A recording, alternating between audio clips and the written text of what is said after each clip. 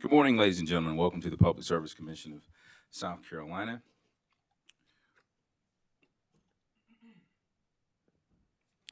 Council for Dominion, are we ready to proceed? All right, Mr. Neely and Mr. Furtick.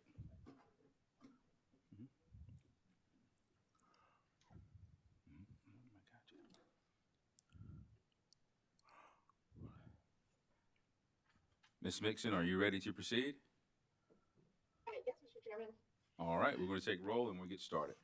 President hearing room, we have Commissioner Justin Williams, Commissioner Michael Kaskin, Curly Williams, Commissioner Hinton Thomas, Commissioner Delton Powers, Commissioner Florence Belzer, and joining us virtually, we have Commissioner Thomas Irvin. All right, Attorney Mixon. Thank you, Mr. Chairman. Can you hear me okay, Mr. Neely? Yes. Great. Just to start, you were under oath last night, right?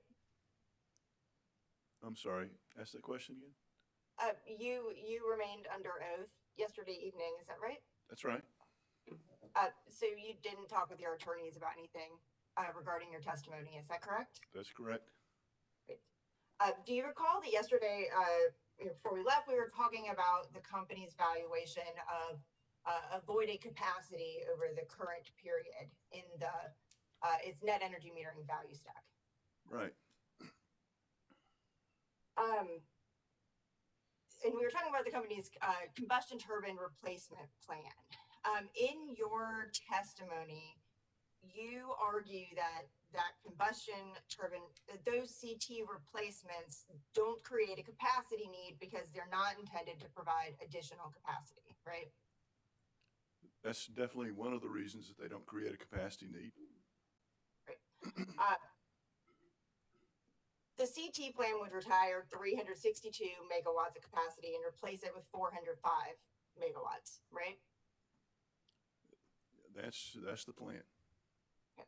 And so those replacements will result in a net addition of 43 megawatts of capacity to the company system, will they not? That's right. Okay, so there is additional capacity that's going to be added because of these replacements. But not any additional capacity needed added.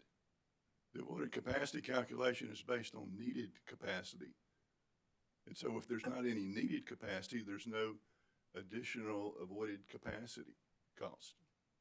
Okay, thank you, Mr. Neely. So if the company were to retire those aging units without replacing them, would Dominion be able to meet its capacity needs in 2023? Well, I don't have that calculation before me, but as you're aware, we have a settlement plan that SACE and CCL has signed, and the commission has approved to replace those turbines. Well, yes, Mr. Neely, but the fact that a generation resource has been approved by the commission, that doesn't render it unavoidable, right? It does create an unavoidable situation. There was no need for capacity before the CT plan. After the CT plan is executed, there won't be any additional need for capacity. So there's no avoided capacity that has been created.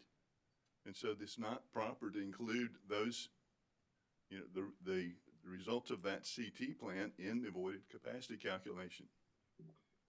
Okay, Mr. Neely, so we'll break this up into two pieces. So you're saying that if the company retired all 362 megawatts of the planned retirement of the aging combustion turbine units, that would not create a capacity shortfall on the company system? Well, we would not retire those plants without the ability to replace them. That's the whole basis of the CT plan, is that we will retire them if we can replace them. So let's hypothetically assume that Dominion's plan to replace them was not yet approved by the commission. Would the company retiring those CT units create a capacity shortfall on Dominion system? Yeah, I don't know. I haven't done that calculation. Okay.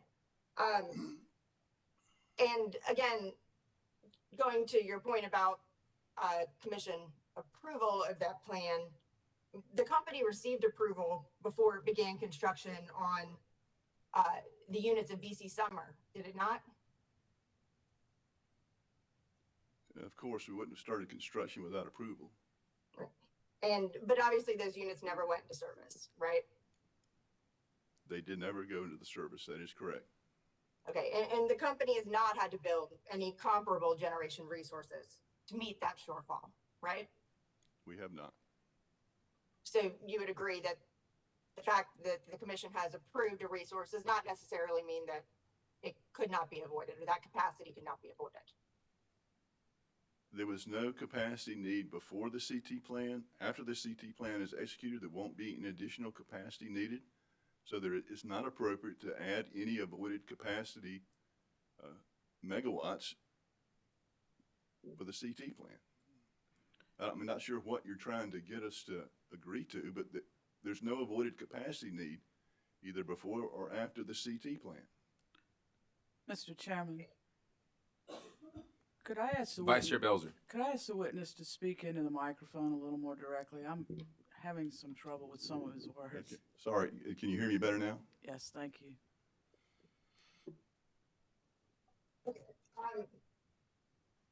Mr. Neely, do you recall yesterday testifying that the company would have a need for capacity in 2028 when the company is planning to retire its coal plants?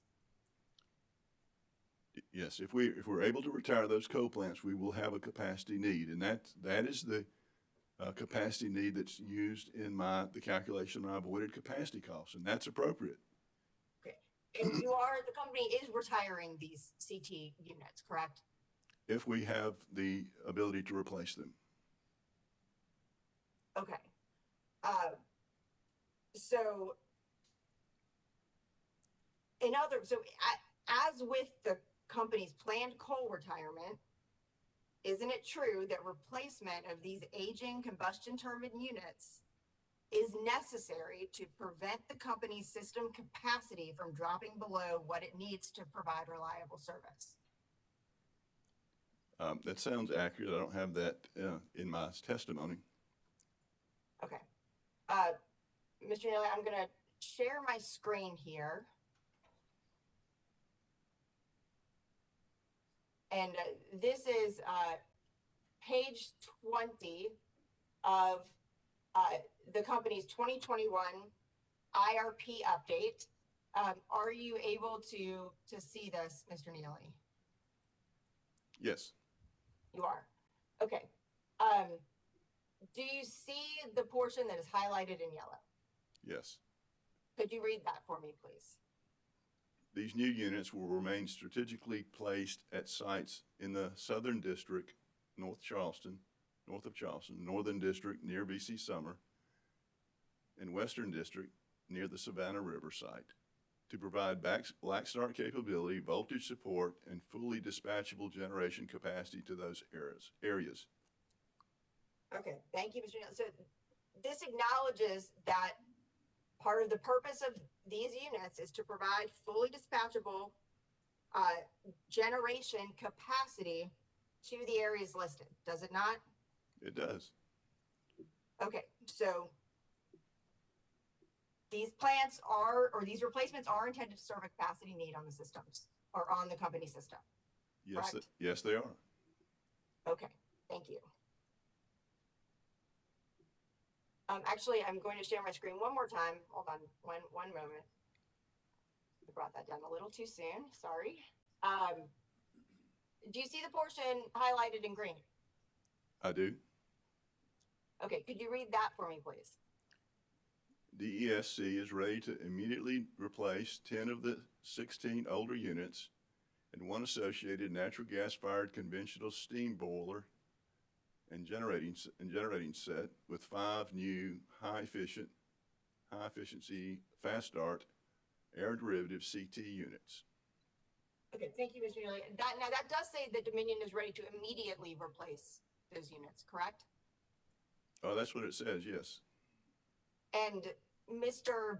Witness Beach's testimony, the purpose of his recommendation on avoided capacity over the current period is in recognition that the company does have an immediate capacity need. that will be created by retiring these CT plants. Is that your recollection?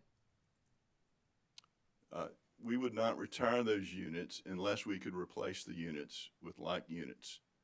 The need is for those units. We have a need for those units, and that's what that's saying. They have a lot of needs. They provide capacity. They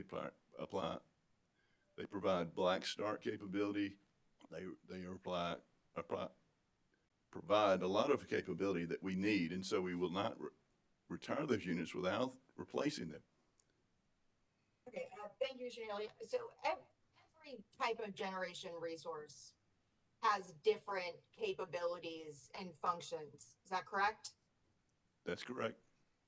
And that can include capacity, black start, voltage support, et cetera, right? That's right. And distributed energy resources provide a different set of functions and capabilities to other generation resources, correct? They don't provide any ancillary services. They do provide energy. Right. So, but they have a different set of attributes to other types of generation resources. They do. Okay. So do you understand that the purpose of calculating an avoidable capacity value is to look just at the capacity function, or what capacity alone could be avoided on the company system? Right, and that's why the only capacity that can be avoided is needed capacity. If there's no need for capacity, there's no capacity to be avoided. And we don't have any current or even near-term avoided or capacity need. And so until 2028, that's when we have our earliest capacity need. Okay, but Mr. Neely, you admit that the retiring CT units serve a capacity need. Mr. Chairman, I'm going to object on that line of questioning. This has been asked and answered repeatedly. Yesterday, before we adjourned, you reminded counsel to ask the question, the witnesses answered the question, and then to move on to a line of questioning other than this. So I would ask you to ask Ms. Mixon to move on. Attorney Mixon? That's fine, Mr. Chairman. I can move on. All right, thank you. Objection sustained. I think it's been established that Mr. Neely's position on additional capacity need has been clearly asked and answered. Would you agree? Yes, Mr. Chairman, I'll move on. Thank you, ma'am. Okay. Mr. Neely, your testimony also takes issue with Mr. Beach's calculation of the capacity contribution for distributed solar. So Dominion proposed a solar contribution to avoid a capacity of 3.423% of nameplate capacity. Is that correct? That's correct. Okay. And in your direct testimony, which I think is on the bottom of page 9 through the top of page 10, you described the company's methodology when calculating this percentage. And in doing that, you cited language from order number 2021-569. I'm going to pull that order up again, if you just give me one moment.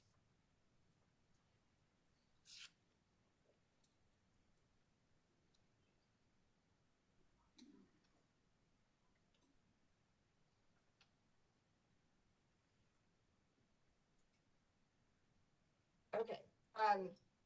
Mr. Neely, this highlighted portion, which is on page 10 through 11 of that order, that is the language that you cited, right?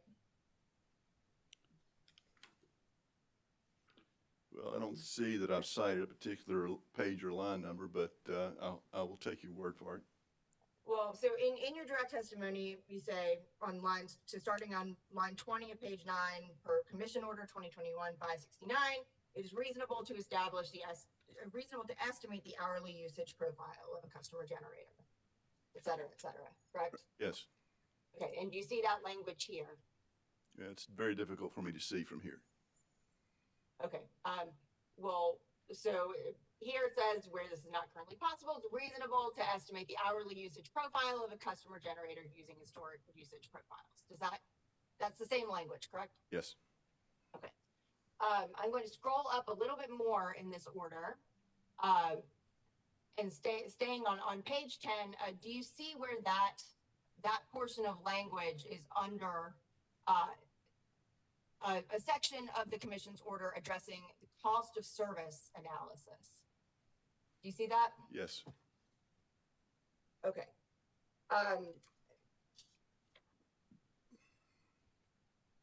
Let's see. So I'm going to go to a different portion of. Well, let me actually pause there for 1 second. Are you aware that the commission order separately addressed avoided capacity costs in the context of the net energy metering methodology? I don't remember that specific point in the order. Okay, so you're not familiar with what the commission ordered in the generic docket regarding Mr. avoided Chairman. capacity? If I could interject for a second. If Ms. Yes, sir. If Ms. Mixon has a section of the order that she'd like the witness to acknowledge is included in the order, it'd be proper procedure for her to show him that section rather than asking him to assume. Once Mr. Neely responds that he doesn't recall that section, that ends that inquiry, in my opinion. But if you would like to show him something, that'd be the proper procedure in order to do it prior to asking the question. Well, Mr. Chairman, I think Mr. Neely just said that he did not recall a different section in the order regarding avoided capacity, and that is relevant to this case because Mr. Neely is the one who was who populated these values to satisfy this order. My objection is not based on relevance, Mr. Chairman. It is simply the fact that this is a rather lengthy order, as the commission recalls, and if the intent is to have Mr. Neely answer questions related to that section of the order, it would be proper for her to show him the section of the order to which she's asking the question. I don't disagree, Counsel. Attorney Mixon, could you please find the section that you're asking the witness questions Okay. on? Yes, and, Mr. Chairman. and show it to him. I mean, you do understand Attorney Anselmo's objection, do you not? If you, Yes, Mr. Chairman, and I have pulled up that section now, and we'll ask Mr. Neely about it. right. I mean, you're doing a great job with the cross-examination, but it doesn't help to antagonize the witness. If you have a question, you have a section in the order you like to ask him about. If you show him that section, ask him the question, it could help move your cross-examination along. So just an offer there. The objection is abstained. Please continue. Okay, Mr. Neely, so I'm sharing on my screen a portion of Order 2021-569, and I'm on pages 37 through 38 of that. And do you see, well, you may not be able to see here, but this is a section of the Commission's order regarding avoided capacity as part of the NEM methodology. I'm going to scroll down on that page a little bit. And I'll try to make it as big as I can here. Make sure that you can read it. Okay. Mr. Neely, are you able to read that highlighted portion? Yes. Would you take a moment to just review that for me? Or would you read this section, please?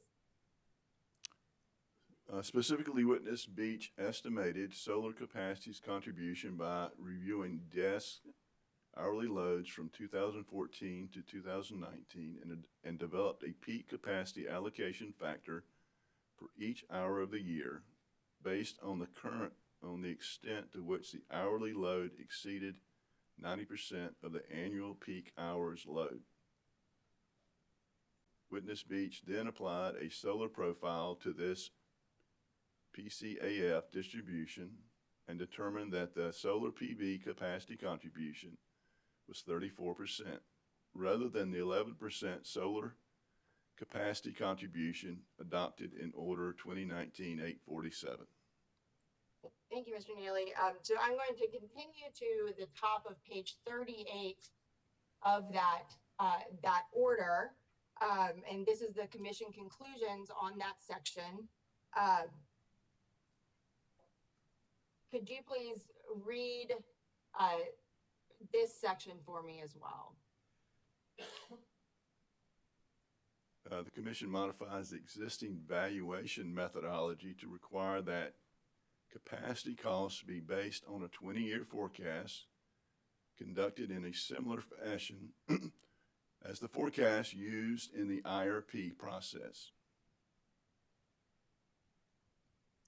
The commission also adopts Witness Beach's recommendation that forecast of capacity costs take into consideration the hours in which the utility loads are likely to peak and when generation is most needed. Thank you, Mr. Neely. I'm going to stop sharing my screen here. You would agree, would you not, that Witness Beach's methodology, as you just read in that order, that's substantially similar to the methodology that's supporting his recommendation in this proceeding. Is that correct? There are some similarities to what's described there, but he did several things that were much different than what's described there that were errors. In fact, he came up with a value that's 80 times higher than the value that I calculated based on the errors that he made in applying his methodology. Mr. Neely, so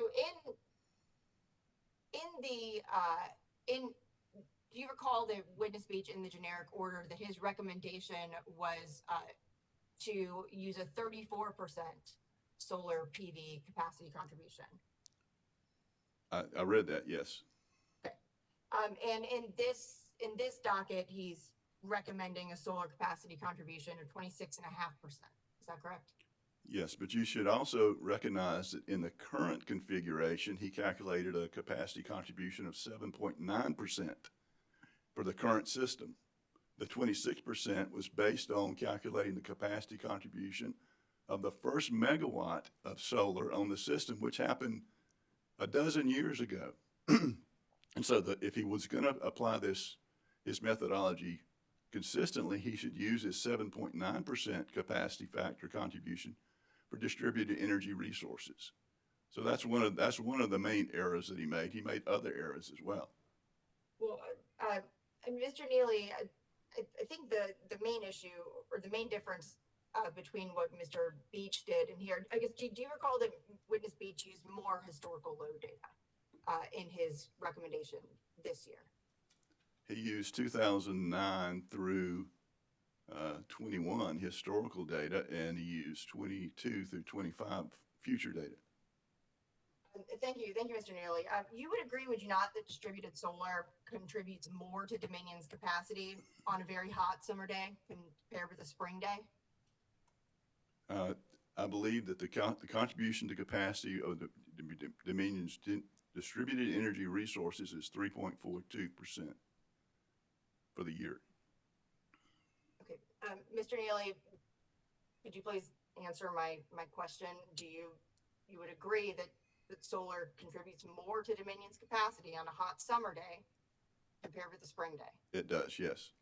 Okay, thank you. But Dominion's calculation assumes that solar has the same contribution to capacity every day of the year, does it not? No, it does not. It compares the net load profile with a distributed energy resource profile and determines the contribution that distributed energy resources makes each hour of the year, and the contribution is not the same each hour of the year. And so we have followed the commission's instructions, only the method is a little different than Witness Beach's, and his method that he followed in this docket is different than the one that he followed in the solar choice, and because of several things that he did. Thank you, Mr. Neely. I'll move on. So your testimony states that the company did not include a fuel hedge value because the company doesn't engage in any financial fuel hedging. Is that correct? That's correct. The company does not have a fuel hedging program, and per the commission's instruction, we are not to include a cost for fuel hedging because we do not have a fuel hedging program. Okay. Thank you, Mr. Neely. Give me just one moment. So on pages 10 through 12 of your, sorry, page 9, lines 10 through 12 of your rebuttal testimony, you cite language from a commission order in support of that proposition. One moment.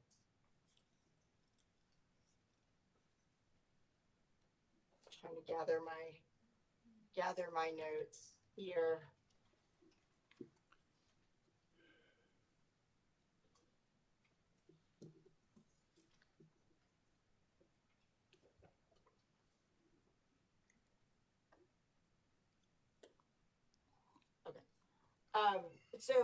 Your testimony states that that's from Order 2021-569. But I'm just going to share my screen really quickly here. Because I think that actually might be from Order number 2021-296A, which is the order from last year's fuel proceeding. Are you able to see the language here? It says the commission finds that a zero value for hedging is reasonable and appropriate. Yes, I see that language. Okay. And so this language is from the order in last year's fuel cost proceeding. Is that correct? And here you can see order 2021-296A. I see that, yes. Thank you. And again, so that 2021 fuel proceeding order, the generic net metering order came out after that. So I'm going to pull up that order now. I'll just keep sharing my screen here and go to page 41 of that order. Do you see here that the generic net metering order also has language with respect to, or also addresses avoided fuel hedge value in the NEM value stack? That's a little hard to read, but I see the word fuel hedge in the middle there. Thank you. Are you able to read the commission conclusion here? Let me go to 250% here. I think that'll make it fit on the screen.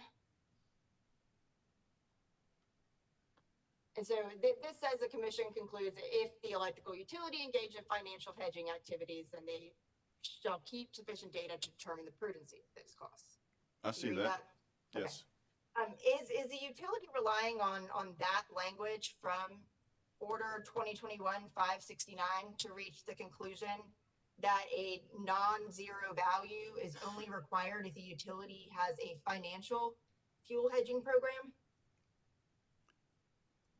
Yes, we don't have any cost associated with hedging fuels for generation, and so if there's no cost to be avoided. Okay.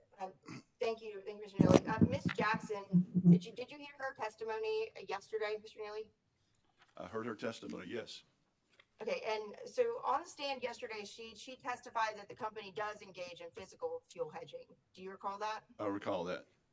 Okay, but the company didn't include any avoided fuel hedge value associated with physical hedging in the value stack, right? We don't have a fuel hedging program for generation, and so we have no fuel hedging cost, and so there's nothing to be avoided. Okay, the commission's order in the generic NEM docket, the commission approved the continued use of the value stack from order number 2015-194, but it modified some aspects of that methodology, right? I believe the definition of the 11 components are still the same. Okay, thank you, Mr. Neely. So I'm going to go to the definition of the fuel hedge component, again, in order 2021-569, and I'll have to zoom in here quite a bit.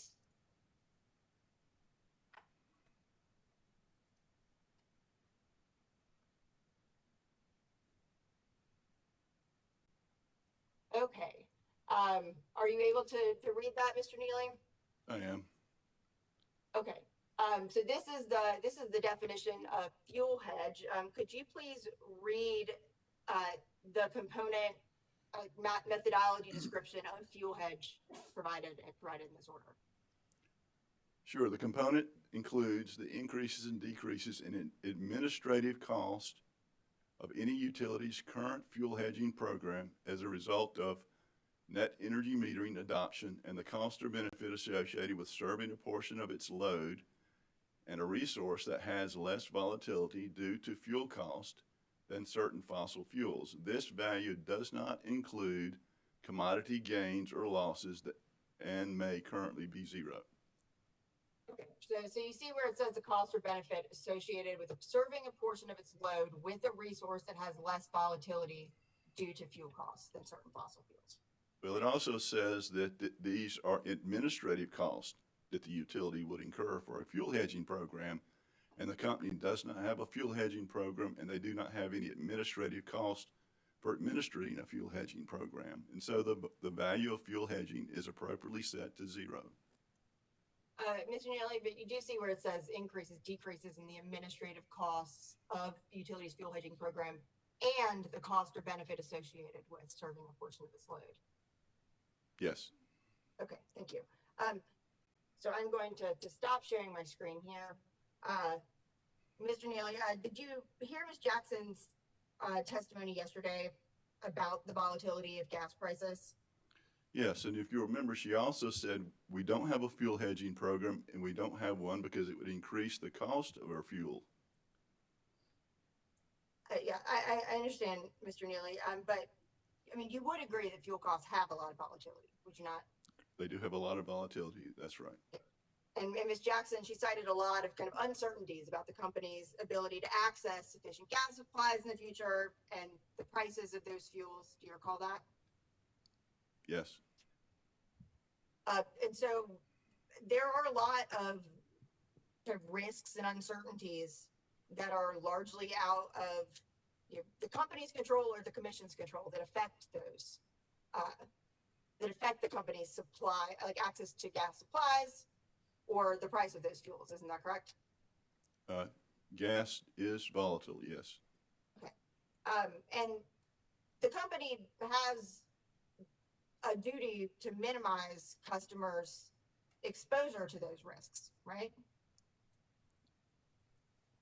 The company has a responsibility to calculate its fuel cost and pass those on to the customer accurately and completely, and to keep those minimized. And one of the ways that we minimize the fuel cost is by not having a fuel hedging program. Okay. Well, Mr. Neely, so let's look back at this component in like this definition of fuel hedge again. So you would agree, would you not, that NEM customers' generation serves a portion of Dominion's load? Yes, it does serve a portion of the utility's load. Okay, and you would also agree, wouldn't you, that distributed solar has less volatility due to fuel costs compared with natural gas, wouldn't you? Actually, I would say that there's a greater volatility with the DER. It's a very intermittent resource. We don't ever know when it's going to be put to the system, so it is extremely volatile, even more than gas prices. Okay, Mr. Neely, it has less volatility due to fuel costs, doesn't it? Well, the customer doesn't have a fuel cost, but it appears to us as a fuel cost. All of solar has a cost to us that appears to the utility as a fuel cost. I'm sorry, Mr. Neely, I'm not sure that I follow. Distributed solar, it doesn't have any fuel costs at all. Well, Would you agree with that? we compensate distributed energy resources at the retail rate, which includes fuel costs and base rates. So to us, we're paying for fuel for a very intermittent resource. Okay, but Mr. Neely, here we're talking about the fuel hedge value in the value stack, which the company is required to calculate.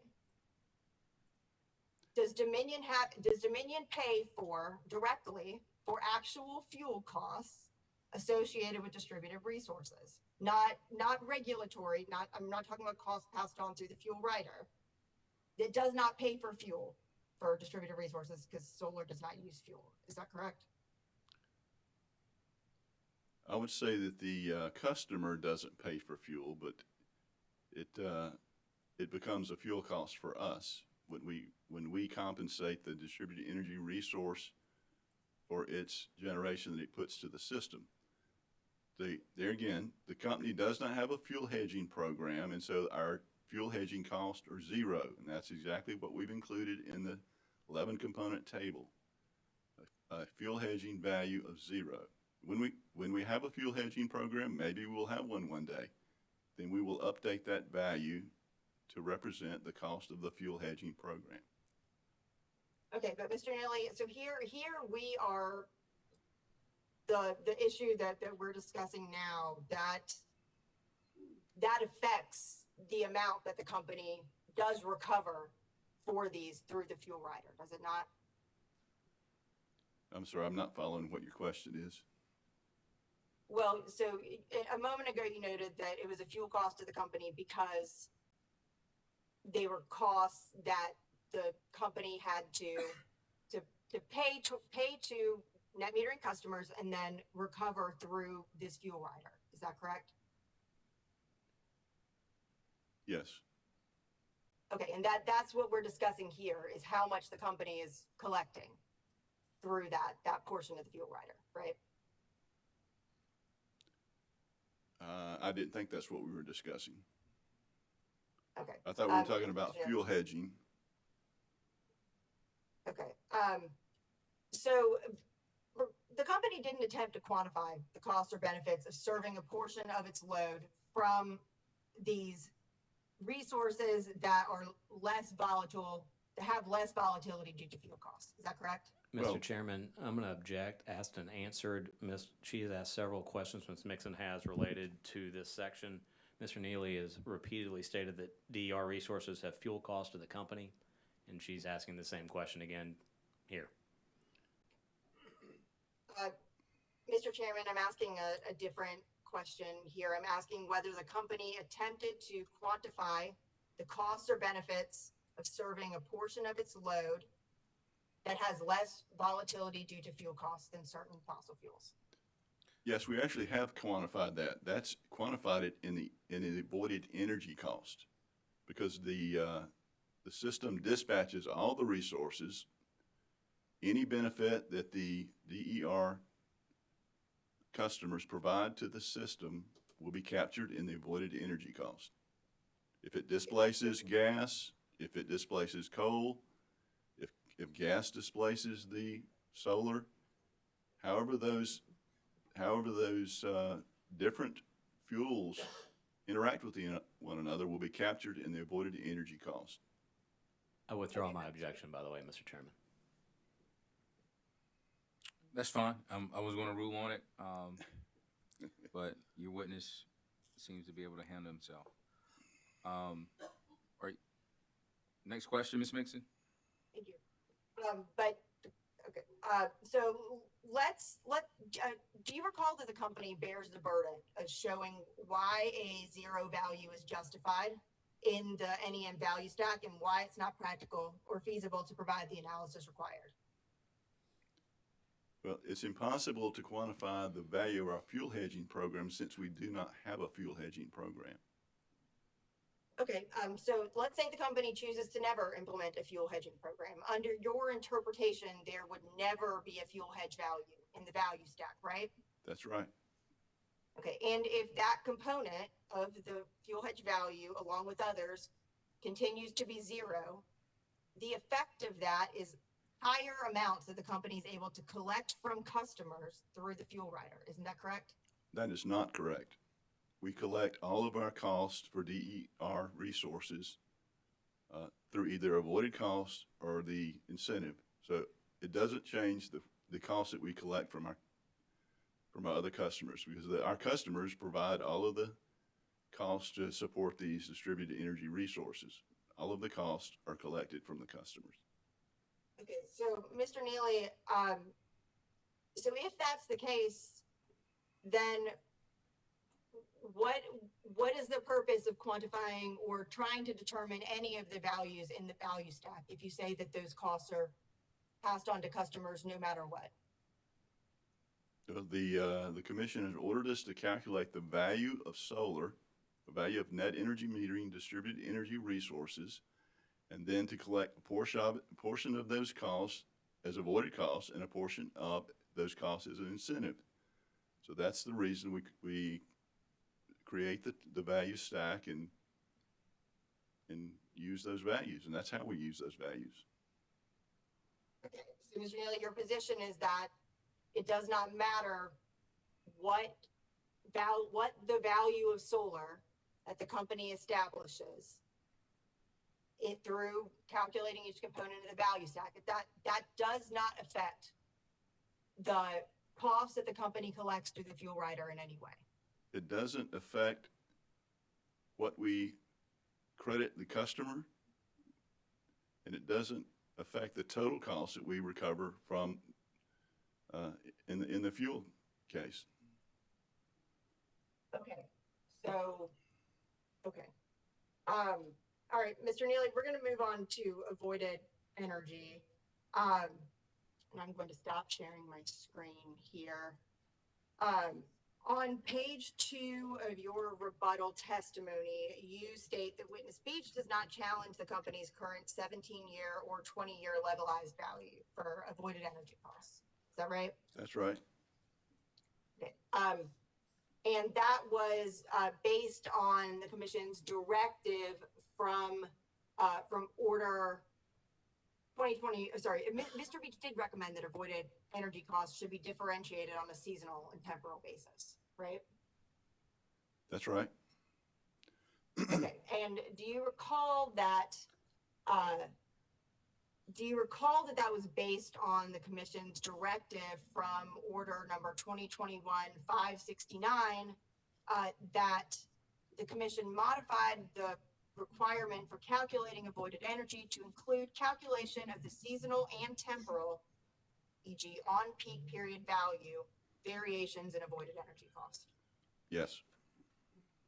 Okay, and your rebuttal testimony states that the company has delayed implementing that temporal or seasonal data. That's correct. Is that correct?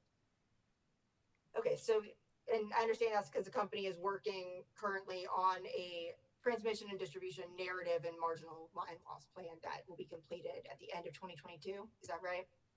A portion of it will be completed by the end of 2022, yes. Okay, so recognizing that the commission is working on this plan, but the company could have used the hourly data that was used to inform the PR1 and the PR rate and the avoided cost case to calculate the temporal and seasonal variations in avoided energy in this year's proceeding, could it not? We could have done that, yes. And we could have created those 4 different time of period avoided energy costs, but in this table, there's only one place to put avoided energy costs. So then if we created the 4 periods with the 4 different avoided energy costs and then combined them back together for this, to put it in this table, it would be exactly the same number that we put in the table. Okay, thank you, Mr. Neely. Those are all of my questions. Thank you. Thank you for bearing with me. Thank you, Mr. Chairman. Those are all my questions. You're welcome, ma'am. Thank you. Commissioners, questions for the panel? Mr. Chairman. Commissioner Powers. Mr. Neely, you held up real well there. Thank you, Commissioner Powers. And my questions, maybe it's a little bit of not a hypothetical, but I'm just, I've heard fuel hedge. And we're all fairly new. We do know some of the history and different things. But did Dominion have fuel hedging programs in the past that just didn't work or worked, or has it been tried? We have had fuel hedging programs on the LDC side. I'm not aware of any fuel hedging programs on the generation side. Now, fuel hedging does remove the volatility of the pricing, but it doesn't reduce the cost. I mean, it can function, depends on how it's designed, but it can function to limit the cost within a band, which means if prices drop like they have been for the last decade, you wouldn't have had the benefit of those low prices. It also limits the high prices, so it keeps you within a band. That's typically how it works. It takes away the volatility. Yeah. So you would lose the opportunity to get the low prices, but you would lose the possibility of receiving the high prices. And and all of that would be done at a cost. Administrating the program has a cost. Well, I guess thinking about, what has happened in the last 6 months, nobody could have predicted, or last 3 months with the Ukraine situation, different things. And there's a commercial on TV where this guy's teaching others not to act like their parents. And I've been accused of that by my girlfriend because every time we pass a gas station now, I'm starting to look at the prices and talking about them. You're not the only one. If, and this is just a suppose, if in the last year, Dominion or anybody, even if I'd have had a big gas tank at home, if anybody had what we'd call a fuel hedging program, they'd be considered genius at this point, would they not? They would. And what you're describing really is the physical fuel hedge, not the financial fuel hedge. Okay. And the screen was changing so much. Ms. Mixon asked you about, or she asked you, I'm not sure what she was asking you about, but you said that or Mr. Beach used something different with the Solar Choice program for calculations than he did in calculations for fuel hedge or whatever exactly she was asking about. I didn't quite understand or catch that. Right. So in his avoided capacity calculation, excuse me, in the Solar Choice, he calculated a 34% contribution by solar. In this docket, he calculated two values, a 45% and a 7.9% capacity contribution from distributed energy resources. The 7.9% was based on the current configuration of the system.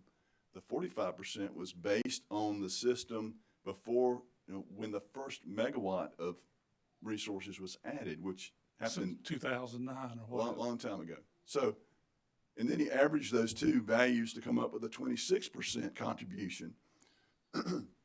And so, I'm sorry. It's all right. Pollen. Yeah, and so that's one of the errors that he made in his avoided capacity cost contribution calculation. He also used the wrong system avoided cost. So you calculate the contribution from the distributed energy resources. It's a percentage. Then you multiply that times the system avoided capacity cost to get the capacity cost that's due to the distributed energy resource or whatever resource that you're calculating for. I calculated using the difference in revenue requirements method, a value of $87.73 per kW year. He ignored that calculation and just grabbed the carrying charges on a peaking turbine, which is $180 a kW year, more than double the value for our system. So that's the other error that he made. That's not an appropriate number to use because we don't need capacity every year. In fact, we don't need any capacity till 2028. And so the right method to use is the difference in revenue requirements method to calculate system avoided capacity cost. Okay, and I guess that's one thing that I've struggled with is, with Act 62 and different things and the big promotion about solar, that sort of thing. Are you saying you got all the solar you need, or you got all the solar you want, or if people keep developing solar, is Dominion in a position to use more of it before 2028? We're evaluating that, and you know, some of the plans that we're running right now add as much as 5,000 megawatts of more solar on the system. And you know, if the system is configured right, we can add a lot more solar. And so it's not that we don't need or can't use the solar. It's not going to help us with capacity, though. You reach a point where it doesn't help with capacity. It helps with energy. Okay. But it's very valuable to help with energy because it can help us meet our CO2 emission goals. Well, and then also people would be generating their own and be less draw as well from. Yes, sir. From Dominion. Thank you. Okay. Commissioner Caston.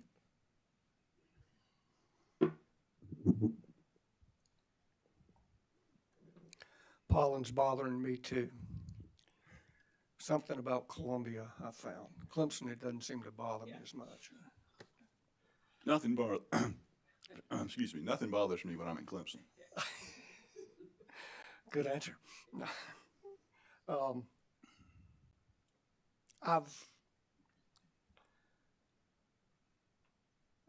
There's so many things swirling in my head now. I'm trying to funnel it down to where I even know what to ask and help clarify because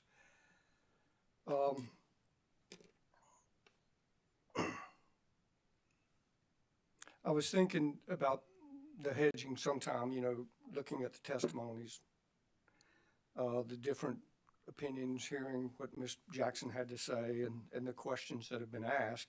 And I do not recall, I know I saw it somewhere, I think I did, I guess when whatever hedging efforts were stopped, I think maybe in 2012, or I can't recall when it was, when there was some effort along those lines. But what it got me thinking, and I was trying to verbalize, how do I ask this, is if there was a way to, you know, plot what historically occurred, I mean, because I get hedging, it works great if you hedged right, but you can only get that chance to hedge right. Is that correct? I mean, I don't know how y'all's work, but if I think that if I buy this stock now, I'm really hoping it goes up. But I have had the great mispleasure, I guess, of buying them right at the peak to watch it slowly, sometimes rapidly plummet. I don't know how hedging worked if you did it that way. But is it the kind of thing that whatever you lock in, is it locked in at that point in time for a set period of time? Is that how that works? Yeah, that's an excellent question, and I'm really not the right one to answer that question. Ms. Jackson would have been the one to provide more information because she knows how those hedges work. But I do know if you buy the hedge when prices are really low, it's kind of like the stock, right? When gas a year ago was $2 and something, if we'd bought a hedge then, we could probably got it at a really good price. But now that prices are at $6, you try to buy a hedge now, it's going to be a very expensive thing. So you can lock yourself out of low prices as well as lock yourself out of high prices. So, but overall, in the grand scheme of things, you just end up paying more for fuel. You reduce the volatility, but you don't in the long term reduce what you pay for fuel because you'll miss the low side and you'll remove the high side, but the total fuel cost would be equivalent. It's just that now that you have a hedging cost on a long term. Now, if you look at just a few months, you could see a great benefit in a few months, but the few months after that, you may see, that you have no benefit. There again, Ms. Jackson would be a better one to answer this question. As is usually the case with my thought process, because it was starting to cook when she was talking, but then through the process with you and the question to ask, that's when it was starting to bubble nicely. such is life, I suppose. But again, getting back to the thought, and I don't know that you can answer this, and I don't know if you'd be the one to answer it anyway, but I was thinking, however it used to be done, if there was a plot, in other words, if you plotted the history of this, and maybe as compared to Henry Hub or whatever, you know, how did it trend? And then if you looked at it from the time it was stopped to the way it's done now, how does that trend? You know, I was thinking in that terms, like, hey, that all things equal, would you be batting about the same? Would you be batting better? Would you be batting worse? Or I don't know if you can even answer that question. I don't even know if it made sense. But No, it made sense. I think my understanding, and there again, I'm not the right one. My understanding of hedging, though, in the long term, you spend the same amount for cost for the fuel over the long term. If you have a hedge or if you don't have a hedge, all the hedge does is remove the volatility so that your ups, your highs and lows are not as great. But there again, you've got to pay for the hedging program, so you got those additional costs. that I understand, that I get.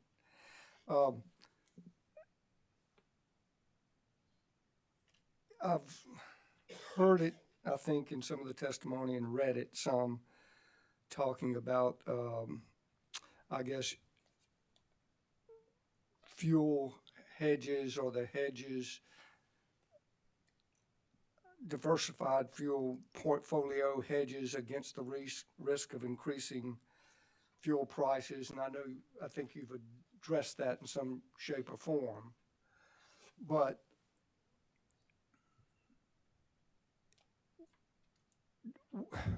would you agree, or do you agree or disagree, that a diversified fuel portfolio hedges against the risk of increasing fuel prices? Does it or does it not? Not that it's a hedging per se, but a diversified portfolio of fuel mixes, is that a good thing, bad thing? Does it maybe hedge against bad things? Oh, it's a really good thing. A diversified fuel portfolio is a really good thing. And Dominion Energy South Carolina has always attempted to have a diversified portfolio of generation based on different fuels. We have the nuclear plant. We have a number of hydro plants. We have gas. We have coal. We have a lot of solar. So our diversified portfolio protects us. If one price goes up, we can switch generation to another source of fuel within the limits of our ability to do that. If we're running our nuclear plant at full, in which we do, there's no way to add more generation from nuclear, but to the sense we can move fuel from coal or gas or hydro to some extent. We can protect ourselves from increases in fuel costs through the fuel diversity, and that's captured in the avoided energy costs, as I mentioned, that value. And I know that was mentioned yesterday about the value of a diverse portfolio. And I think I've probably said it in more than one hearing that, having multiple arrows in your quiver is better than having an arrow. And, not putting all your eggs in one basket. And I was thinking in terms of the solar, wind solar, what there's been some discussion on also, that if there were battery storage and if there were adequate battery storage and maybe greater dispatchable capability, it might mitigate things or change some things. Is that an accurate statement? Yes, we're counting on battery storage development, and there's a lot of work being done in the area of battery storage. And in fact, we have two battery storage systems that are coming on our system. I think it'll be this year or maybe early next year, and so that'll give us some experience with those. We have our pump storage system, which it is a storage. It's not a battery storage. It's a hydro storage. So we've had a lot of experience, and we get a lot of value out of our pump storage system. So we think that's battery storage is going to be a key component of being able to utilize greater amounts of solar. So, but the cost needs to come down. Right now, it's pretty expensive for just a 4-hour or 2-hour capacity battery storage. We need something much greater than that to capture the benefits. You know, sometimes we have weeks where we have very little solar, or I shouldn't say weeks. 7 days is not uncommon to have very little solar. You know, you think about times when there's a lot of storms and a lot of rain. We could have a week of that, and so if all you have is a 4-hour battery storage system, that doesn't help you too much when you don't get any solar for a week. So there's a lot of it. There's a lot of things that have to be considered, but we do believe that battery storage is going to be a key component to utilizing greater amounts of solar. And that makes me think of something else. I think in your, I guess, question and answer with Attorney Mixon, you guys were discussing, I'm trying to think, where was it? I guess about the volatility, the fuel volatility versus the fossil fuel volatility, I guess, versus, I think it was renewables. I can't remember exactly how it said. Do you recall that? Well, I think maybe when I was referring to the fact that the solar is intermittent, so it has its own type of volatility. It's not a fuel volatility because it doesn't use fuel per se. Well, actually, when you guys were volleying that back and forth, it was kind of going through my head, and regardless of whether it's investor owned or company owned or whatever, I was wondering about the challenge for getting parts. One, for your turbines and things such as that. And then I was thinking about the solar and such as that. Is that an issue? Yeah, let me see if I can understand the question. When I think of volatility, it's not just a cost of a product. It's, can I get the product? Can I get the parts for this thing I just bought if it breaks? My brother-in-law, pretty new truck, little part about that big. It's been about 4 months and he can't drive it. That kind of thing runs through my head when I think about volatility. It's one thing thinking about the cost of these things, but whether it's your turbines or any of your electrical equipment or the solar equipment itself, do you know, is there volatility in that, in the supply chain, in the market, in the manufacturer? Definitely in the last 2 years, the supply chain has been an issue with getting parts for everything, vehicles, gas turbines, coal generators. So that has been, and historically, it hasn't been as big an issue as it has been for the last couple of years. I think everybody's experienced that. And we do we invest in spare parts. As you heard Mr. Leopard talk about the spare transformer that was so key to getting BC Summer back online. If we didn't have that spare transformer sitting there ready to go, and they maintained that transformer, there's a lot of work to maintain a transformer that's not being used. I mean, you maintain it like one that's being used. And so they did that work so they would have that spare transformer, not thinking they would ever need it. And then they did need it, and it was ready to go. And if it hadn't been there and it hadn't been ready to go, it may have been a year before BC Summer got back online. I don't know how long it would take us to find a transformer that would have been suitable. So Spare parts is a key part of our strategy to keep our plants reliable and online. Again, those are good questions for Mr. Lippert and Mr. Delk about the supply course. chain. I understand that. It's But not your fault. I have worked at a power plant, so I have some experience. And if I recall, was that a situation, if you recall, was that a situation where you either decommissioned something or whatever, and it was a spare part, a rather big spare part, that, you know, we're gonna save this in case we ever need it? I mean, it's not like y'all ordered one just in case you needed it. We didn't in that case. We pulled that one out of service and put a new one in and took the old one, which was still functioning, and set it aside as a spare. Now, what Mr. Lippert indicated in his testimony yesterday is we're ordering 2 transformers. One new one to replace this older one we're now using, and the other one to become the spare. Okay. So, yeah. Makes sense. Final question. In the question and answer relative to, I think I understand it, but I want to make sure I understand it. Relative to the additional capacity, not capacity, and this was, I think, talking about the CT, the replacement. All right. If you have to interrupt me. Stop me before I don't understand it. But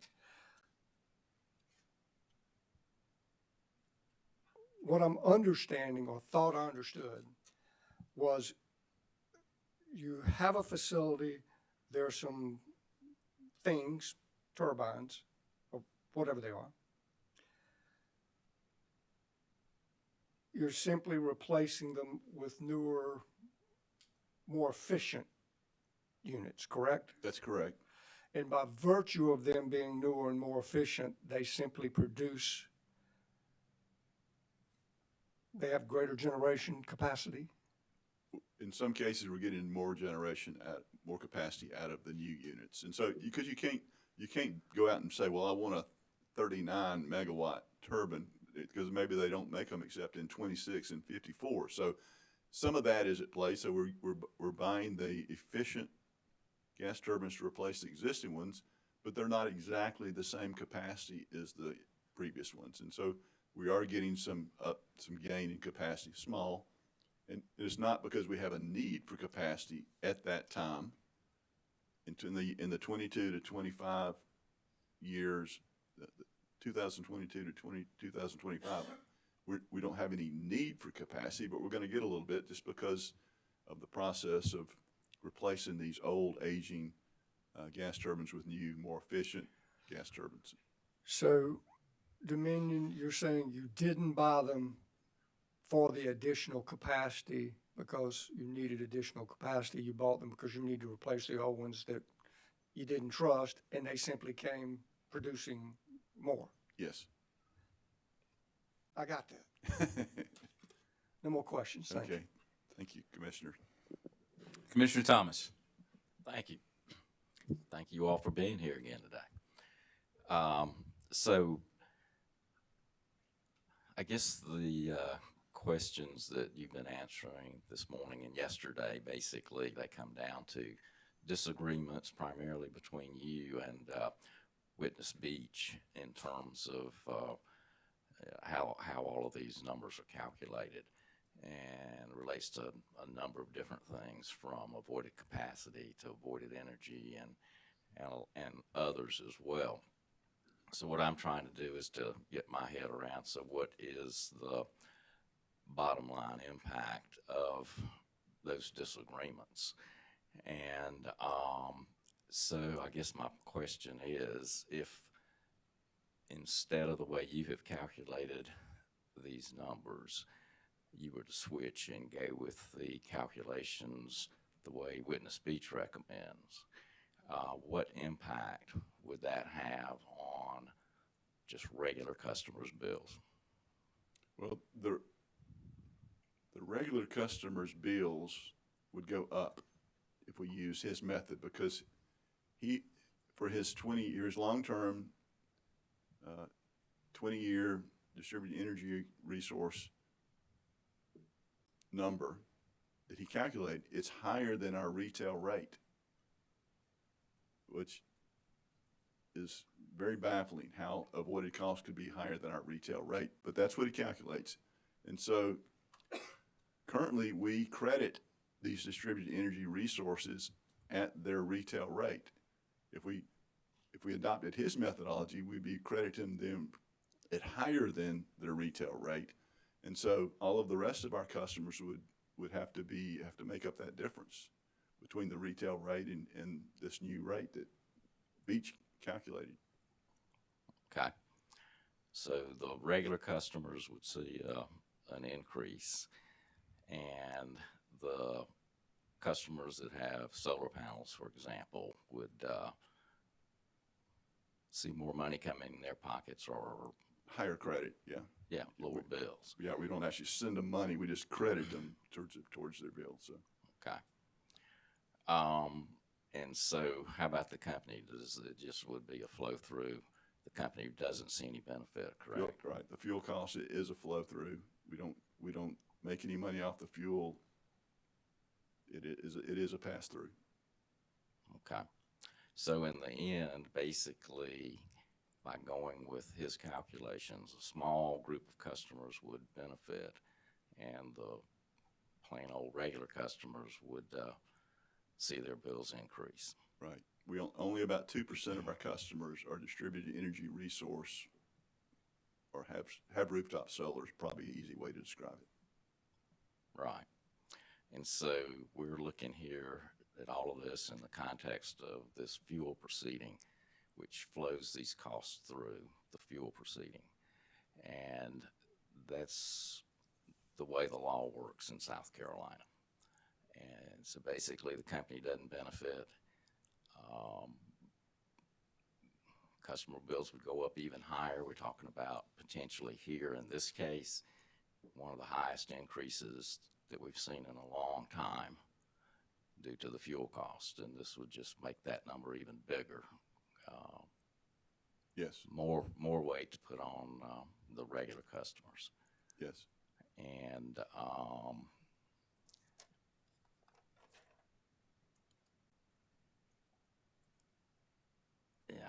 yeah, I think that pretty well sums it up. I just want to make sure I had followed how that worked all the way through. I appreciate that. Okay. Commissioners, any more questions for the panel? Redirect. Commissioner Williams. Thank you. Thank you both for your patience. You've had to use different kinds of patience as you sat there, so I'm going to extend it a little bit longer. I suspect most of my questions are going to be for Mr. Neely, but my apologies to you, Mr. Burdick, having to sit there.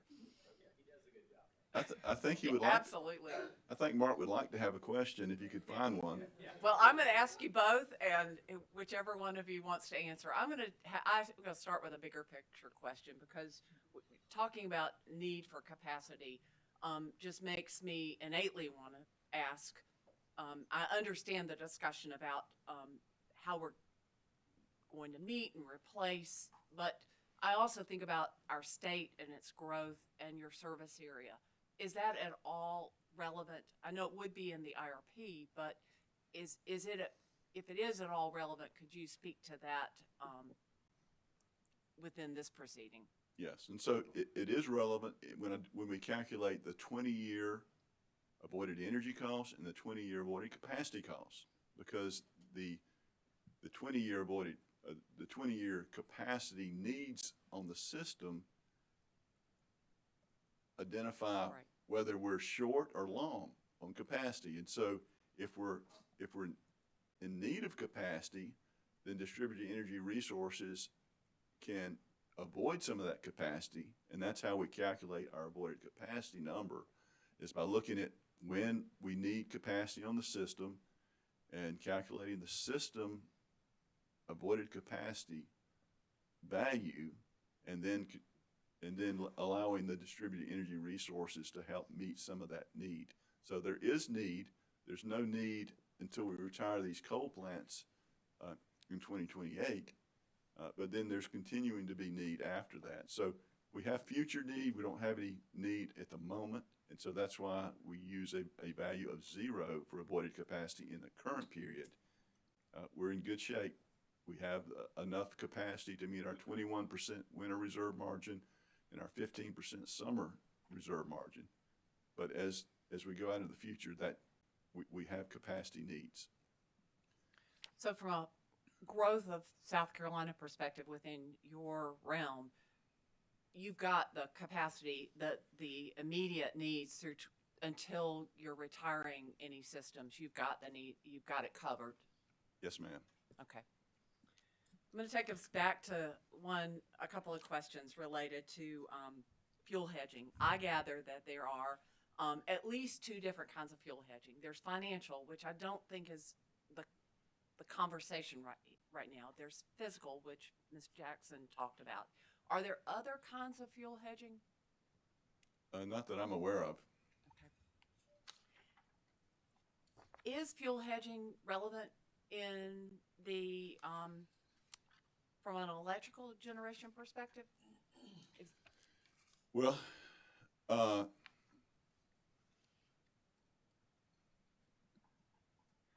is it relevant?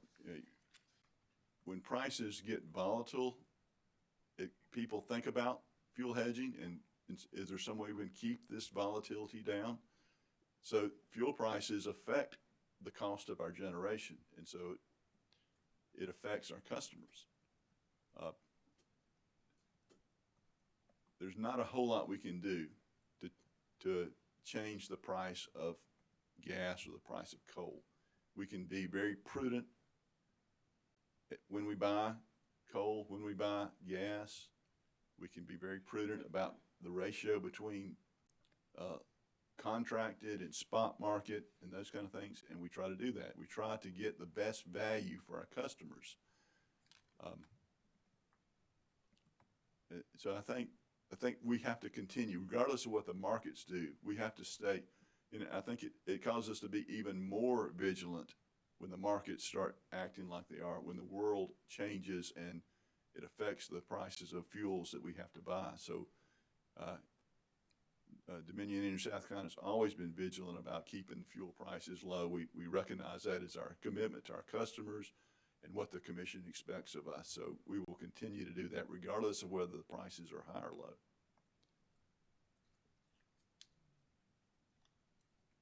Thank you.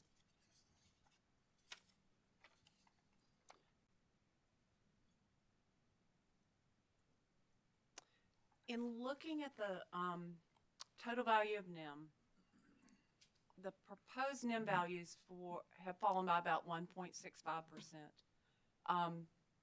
And the avoided environmental cost has significantly been reduced since the previous period.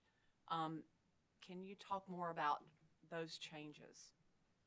Okay, I'm assuming you're looking at the current periods. I am looking at table 2 in your direct. Right.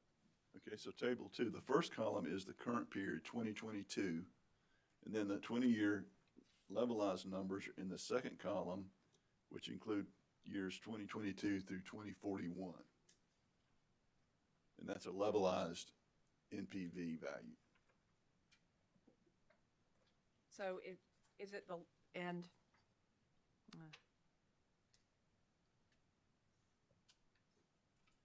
So are you looking at avoided criteria pollutants being lower in the future than in the current? Right, right.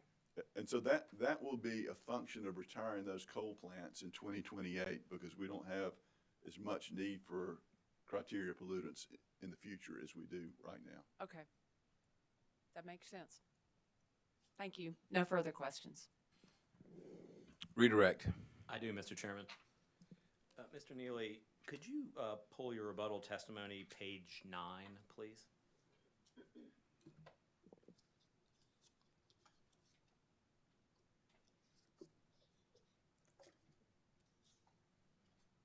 Okay. Specifically look at lines 10 through 12 on that page. Could you tell me what order is currently cited on line 10? It says order 2021-569. As Ms. Mixon pointed out, you would agree with me that's a typographical error? I would have to check that, but subject to check, I would agree with you. And you would agree that the order that Ms. Mixon cited, 2021-296A, last year's fuel order, should be substituted there? Yes. And if you could do me a favor and please remind the commission what they found in last year's fuel order on lines 10 through 12 of your testimony? That a zero value for hedging is reasonable and appropriate. The company does not hedge its fuel costs, and thus the cost for this category would be zero. Thank you. And Mr. Neely, I want to make sure I understand something and so the commission can understand it. Understand your testimony. You calculate the value of NEM, correct? That's correct. And it's also true that other personnel within the company apply those values that you calculate. That's correct. That's all I have, Mr. Chairman. All right, Attorney Mixon, any recross? No, Mr. Chairman. Thank you, ma'am. Ladies and gentlemen, it's a good time to take our first break. Gentlemen, you are excused. Thank you, Mr. Chairman. We will be in recess until 12:10.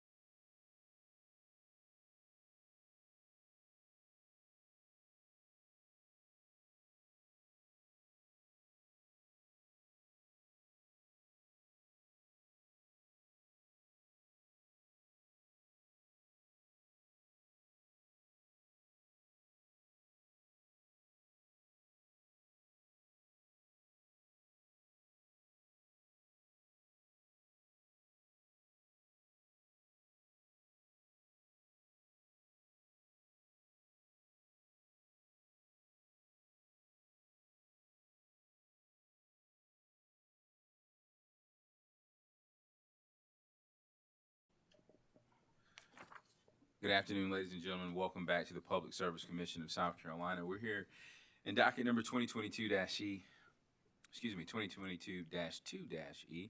Present in the hearing room, we have Commissioner Justin Williams, Mike Caston, Carol Lee Williams, Commissioner Hetton Thomas, Commissioner Delton Powers, and Commissioner Florence Belzer. Joining us virtually, we have Commissioner Thomas Irvin.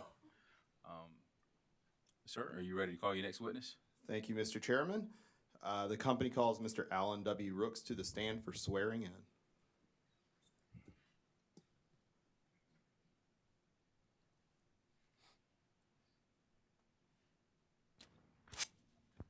If you would raise your right hand, please. Do you solemnly affirm the testimony you're about to give will be the truth, the whole truth, and nothing but the truth? Yes. Thank you.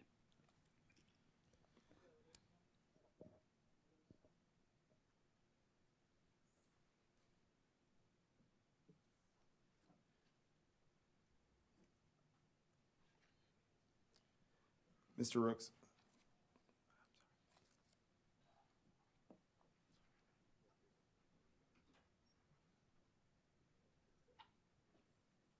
Sorry about that. Mr. Rooks, will you please state your name for the record? Alan W. Rooks. By whom are you employed and in what capacity?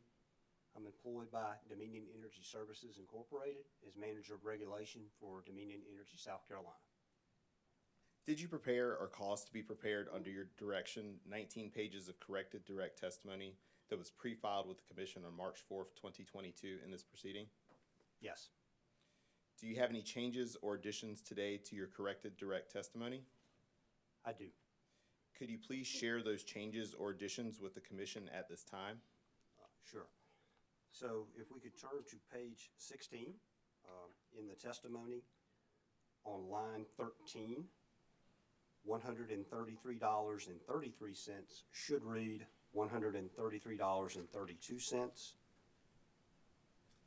The next number you see there, $7.41, should read as $7.40. And finally, on line 20, where you see 88 cents, that should read 87 cents. And those are the three changes that I have, and they're associated with the company's amended DSM filing that we made on March the 10th. Mr. Rooks, if I asked you all the questions contained in your pre-filed corrected direct testimony here today, would your answers be the same? They would. Mr. Chairman, I ask that the pre-filed corrected direct testimony of Mr. Alan Rooks with the corrections and additions noted today be moved into the record as if given orally from the stand. Yes, sir. The pre-filed corrected direct testimony of Mr. Alan W. Rooks will be entered into the record as if given orally from the stand.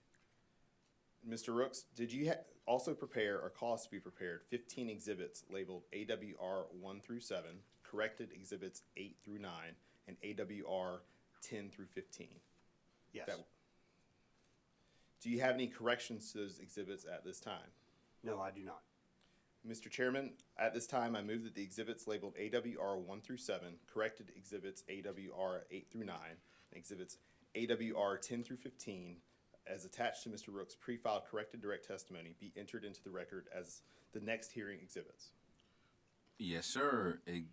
Exhibits marked AWR 1 through 15 with corrected versions of AWR 8 and 9 will be marked as a composite exhibit and entered into the record as hearing exhibit number 3. Thank you, Mr. Chairman. Mr. Rooks, have you prepared a summary of your pre-filed corrected direct testimony in these proceedings? I have. Would you please read that summary at this time to the Commission? Yes. Good afternoon, Chairman Williams, members of the Commission.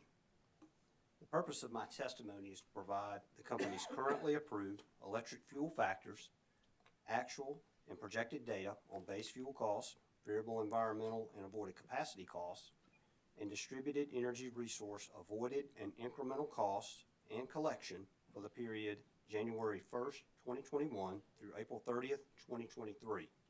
Also, my testimony provides the proposed base fuel, variable environmental and avoided capacity, DER avoided, DER incremental, and total fuel cost factors for retail customers for the period May 2022 through April 2023. My exhibits 1 and 2 present the detailed calculations of actual and projected base fuel costs and recovery for the period January 1st, 2021 through April 30th, 2023. These calculations include $65,930,934 received from the monetization of a settlement agreement with Toshiba Corporation and proceeds received from the Westinghouse Electric Company LLC bankruptcy proceeding. The company proposes to use these proceeds to adjust its under-collected fuel costs during the relevant period, and these adjustments translate to a $3 reduction per month in DESC's current 1,000 kilowatt-hour residential bill. Exhibit 3 presents the demand allocation factors for variable environmental, avoided capacity, and DER program costs. Exhibits 4 and 5 present the detailed calculations of actual and projected variable environmental and avoided capacity costs and recovery for the period January 1st, 2021 through April 30th, 2023. Exhibits 6 and 7 present the detailed calculations of actual and projected DER avoided costs and recovery for the period January 1st, 2021 through April 30th, 2023. And corrected exhibits 8 and 9 present the detailed calculations of actual and projected DER incremental costs and the calculation of a per account monthly component for recovery, which will not exceed the annual maximums set forth by South Carolina Code annotated section 5839-150. Exhibit 10 presents the company's proposed total fuel cost factors for the period May 2022 through April 2023 in this proceeding, and Exhibit 11 presents the company's proposed fuel cost recovery tariff sheet. If approved, the total fuel cost factors per kilowatt hour by retail customer class would be 3.173 cents per kilowatt hour for residential, 3.148 cents per kilowatt hour for small general service, 3.136 cents per kilowatt hour for medium general service, 3.093 cents per kilowatt hour for large general service, and 3.032 cents per kilowatt hour for lighting. The monthly per account DER incremental charge by retail class would be $1 for residential customers, $6.82 for small and medium general service customers, and $100 for large general service customers. The impact of the company's combined spring 22 proposals for fuel and DSM, if approved, would be an increase of $7.40 from current rates on an average monthly bill for a residential customer using 1,000 kilowatt hours.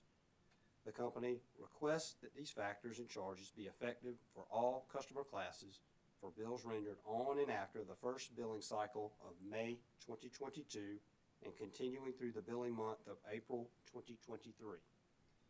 Exhibit numbers 12 through 15 show red line and clean versions of the company's second and third net energy metering riders. The NIM methodology value included on these riders, as calculated in the direct testimony of company witness Neely, would be 4.248 cents per kilowatt hour. The company requests approval of these updated riders in this proceeding. Finally, the company also respectfully requests that the Commission issue an order finding that DESC's fuel purchasing practices, plant operations, and fuel inventory management were reasonable and prudent. This concludes a summary of my direct testimony. Thank you, Mr. Rooks. Mr. Chairman, Mr. Rooks is available for questioning from the parties and the Commission. All right, Attorney Elliott. Please, the Commission. Yes, sir. I understand you're going to use a lava. Oh, you already have it. Just briefly. Yes, sir. Go right ahead.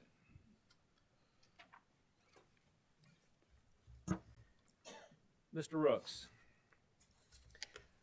I think that by now you know at least what my first 4 questions are going to be for you. But let me start. Can I draw your attention to page 16 of your direct testimony? Sure. And on page 16 is where you set out the rate increase for a residential customer with 1,000 kilowatts of usage. I'm really just curious about this. I think we've been using this 1,000 kilowatts since before I had a computer and a radio in every room and a TV in every room.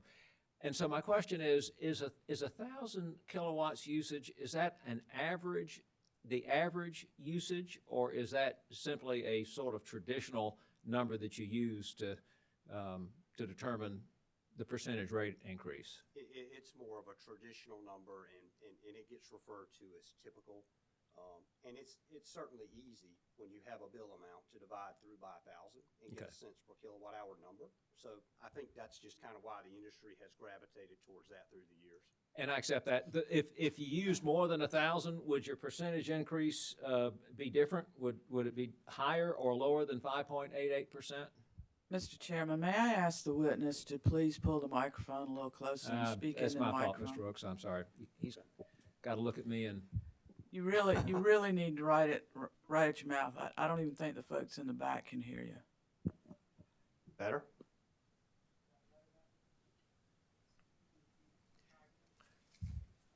Okay, test.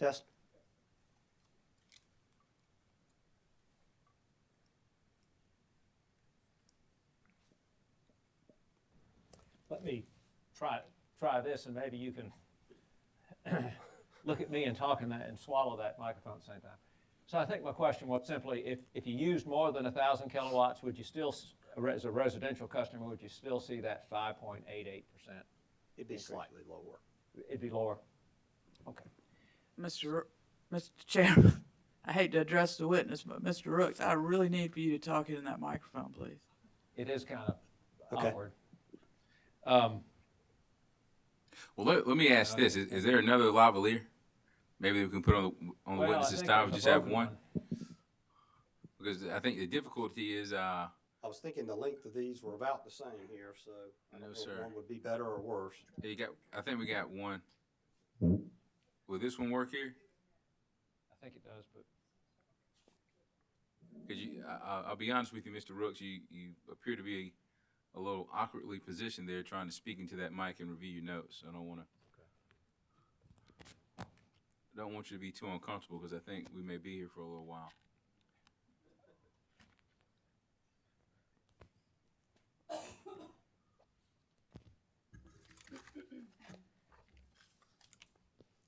Is this better? It is. Our court reporter is going to come help you out. Yeah. Oh, have a clip. They all used to work, Mr. Rooks, before I got a hold of them, I'm afraid.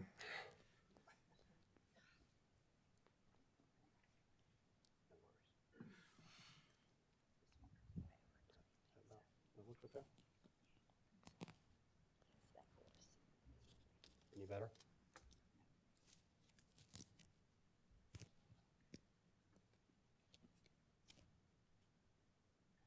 How's that work?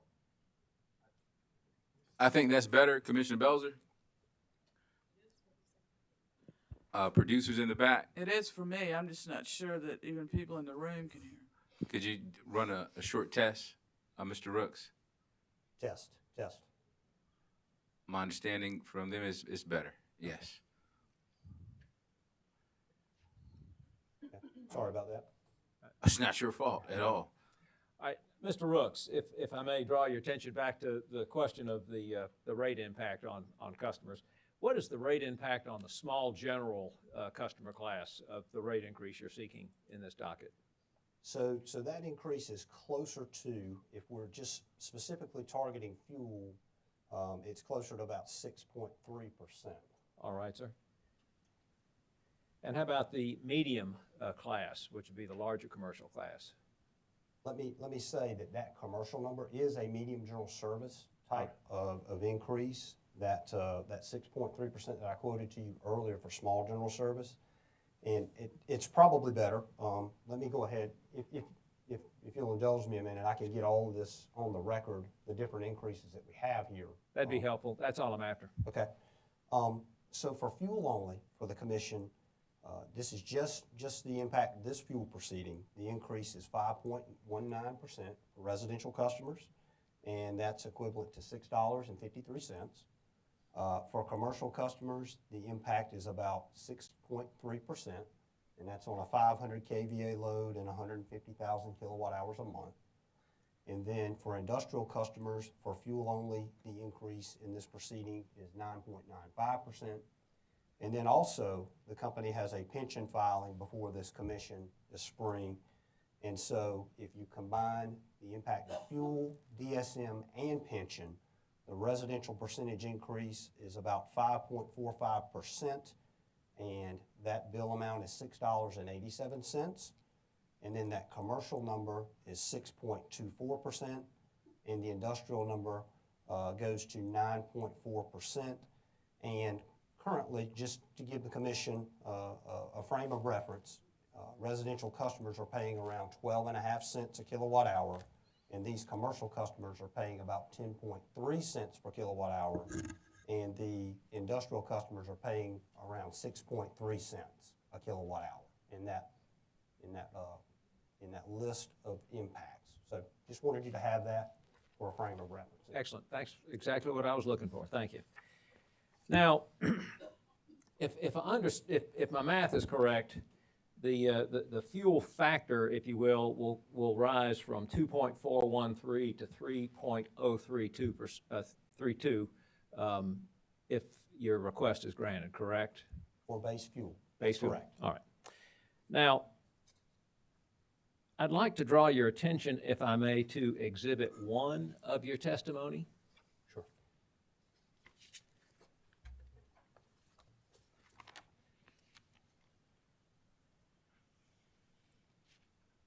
Exhibit 1, page 1.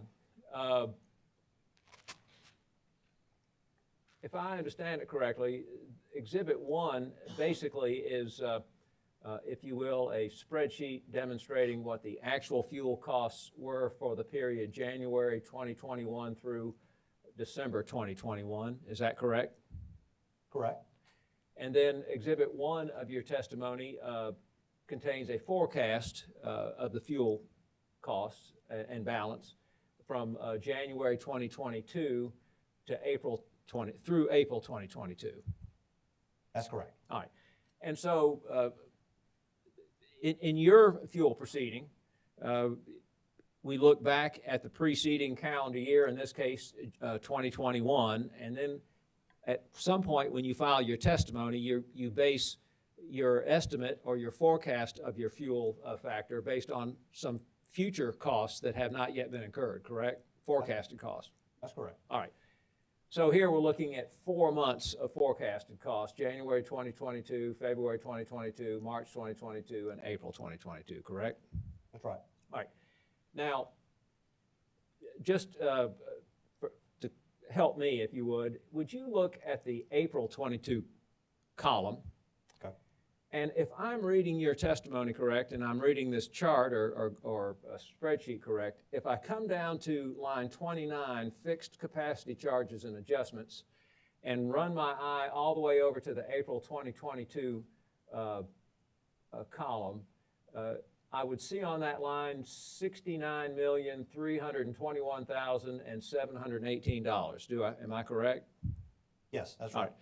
And that's the amount that you're deducting from your fuel costs by virtue of the Toshiba and the Westinghouse matters that you testified to, correct? And the VIC as well. Yeah, that's right. Okay, good. And so when you filed your testimony, you were looking at a $74 million roughly under collection, correct? That's correct. And your rate request is based on the recovery of that amount and the forecasted cost, correct? That's correct. All right. Now, among the many duties you have at Dominion is to provide the commission and certain of the parties, the ORS, and you're kind enough to provide it to my client, a monthly fuel report. Is that correct? Yes. And I would show you a document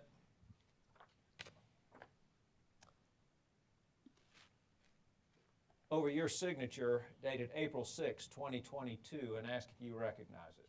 Absolutely. And what is this document? That's our monthly fuel report that we file with the commission and others who request it. All right, and would you agree that it was filed on April 6th? Yes. All right. Mr. Chairman, I would move this April fuel report into the record at this time. I don't have 15 copies of this, but I'm only going to draw your attention to one page, and I've got copies of that page for you.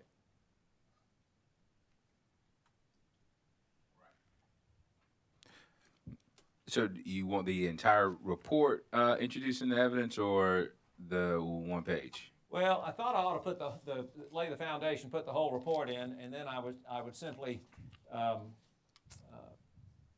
could introduce this page 4 of 17 as an exhibit, or I could just provide it to you. I was just asking just for, it's up to you. I was just asking. I want the whole report into the record of this case. Okay.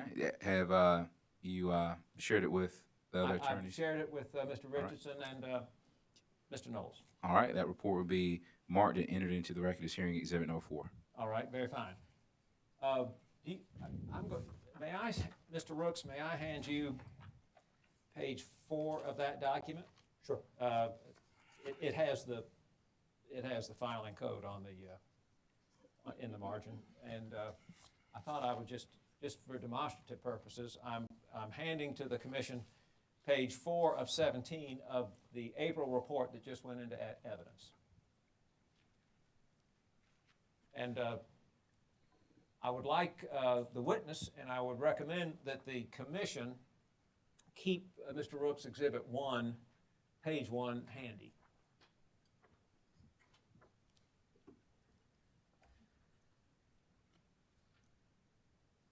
Now,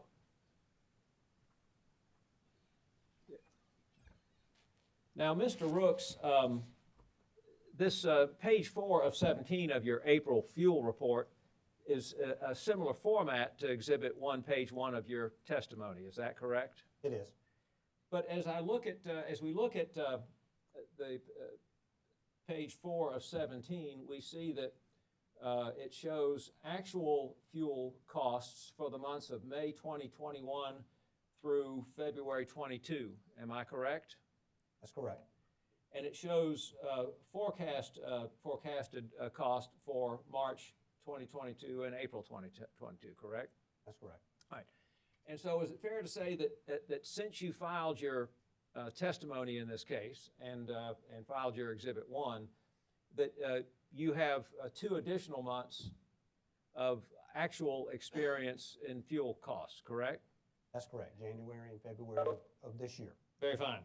Now, I want to do a comparison, and that's why I've asked y'all to have your both documents. If you look at your Exhibit 1 of your testimony, under the forecast for January 2022, y'all forecast $127,343,000 by way of under collection, correct?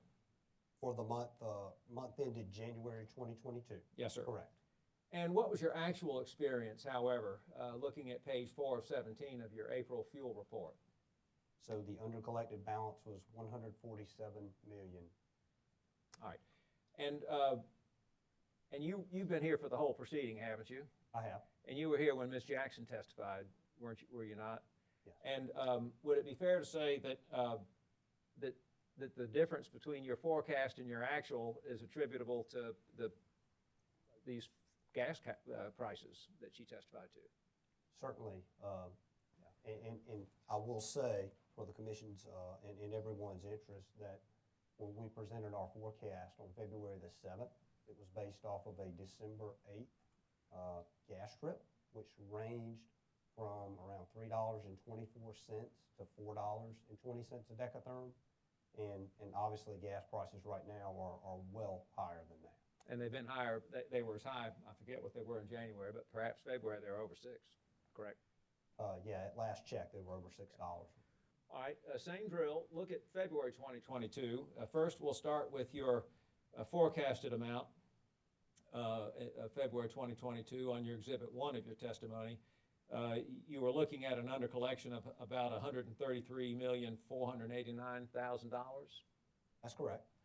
And looking at your April 6th fuel report, as referenced on page 4 of 17, your actual under collection was $166 million and some change, correct? That's correct. And admittedly, I did not sit down and calculate the math, but would it be reasonable for me to say that your actual experience, looking at the February 2022 numbers, would reflect an under collection of about $33 million more than you forecast in your testimony? That's right. You've got that right. I think it was about 32.6 million. And as I understand it, you are not seeking the recovery in this proceeding of that additional $32 million, but would expect to seek recovery in your next proceeding. That's correct. You've been very kind. Thank you, Mr. Rooks. No further questions, Mr. Chairman. Office of Regulatory Staff. No questions for this witness, Mr. Chairman. Thank you, Attorney Knowles. Attorney Mixon, Attorney Clancy. Yes, Mr. Chairman, just a few questions for Mr. Rooks. It should be pretty brief. Go right ahead. Thank you. Mr. Rooks, can you hear me okay? I can. Thank you. You're responsible for designing and administering the company's rates and tariffs. Is that correct? That's correct. And so you're responsible for taking the value of solar, as in this case, Mr. Neely calculated through using the NEM methodology, and then applying that to the rates and charges that go on to customer bills. Is that right? That's not done specifically in my area. Our billing team and our CIS team handles that calculation, but I'm familiar with it, yes. Okay, thank you. And so you have an understanding of how the value of solar affects the charges that go on customers' bills. Correct. Okay. Did you hear my questioning of Mr. Neely yesterday and earlier today? I did. So do you recall that Mr. Neely at one point stated that if the NEM methodology valuation were to increase, that it would have no impact on the cost that the company collects from customers through the fuel rider? You're asking me if I recall that? Yes. Yes, yes. And then I believe in response to a question from a commissioner, Mr. Neely stated that if the value were to go up, that it would increase the cost that customers pay. Do you also recall that? I recall that. Okay. Is that correct? No. The value of solar, or the NEM methodology as it's properly called, that value determines or sets the level that customer benefit generated by the NEM system. It's equivalent to an avoided cost. It is an avoided cost. But essentially, the DER programs that the company has for net energy metering, it records a difference between the full retail rate and that NEM value, and then under that settlement, that value is added to the company's DER incremental costs as an incentive. So to the extent that that rate were to go lower, then that incentive would bump slightly higher. To the extent that that NEM value bumped slightly higher, then the NEM incentive recorded by the company would be lower. Thank you, Mr. Rooks. And I recognize that Dominion does not think that this is the case, but I'd ask you to just assume for a moment that Dominion's valuation of solar is too low. That would cause Dominion's customers, and particularly non-solar customers, to be overcharged through the fuel rider, wouldn't it? Well, I can't agree with that, because I think the company tries to calculate the accurate version of avoided cost. I've never heard anyone say they want the value to be higher, want the value to be lower. I think we take all the inputs available to us, gas prices, other commodity prices, our current maintenance schedules, and everything that we see, forecasts of our loads and future loads, and we try to calculate the accurate avoided cost and present that here to the commission. I don't think we've ever said, whether it's high, whether it's low. There's never been any discussion of that. It's been trying to get the most accurate number. Yeah, and I understand that, Mr. Rooks, and I understand Dominion thinks that it has accurately valued that. But again, if that value was set too low, and that is the value that was used to determine the DER program component on customers' bills, that component would be too high if the value of solar was set too low. Is that right? If the value of solar, as I explained, is set lower, then the incentive would be higher and customers would pay more in incentive. If it's set higher, the customers would pay less in incentive. Okay, I'm not offering any assumptions or hypotheticals on what the number should or shouldn't be. That's really for Mr. Neely. And he's performed the calculation accurately, and that's the company's stance. Thank you, Mr. Rooks. So, if the value of solar in this proceeding were to be set at a higher value, and maybe just for simplicity's sake, let's say that it was set at a value equivalent to the company's retail rate, what overall impact would that have on customers' bills when those rates went into effect in May? For the NIM incentive line item in that particular line item on our DER incremental reporting, that number would decline substantially. Okay, so, well, no, you just answered my question. You know, without doing detailed calculations for all the customers, I can't say what that number would be, but it would certainly be less than what we have in our exhibits right now. Okay, thank you, Mr. Rooks. That's all my questions.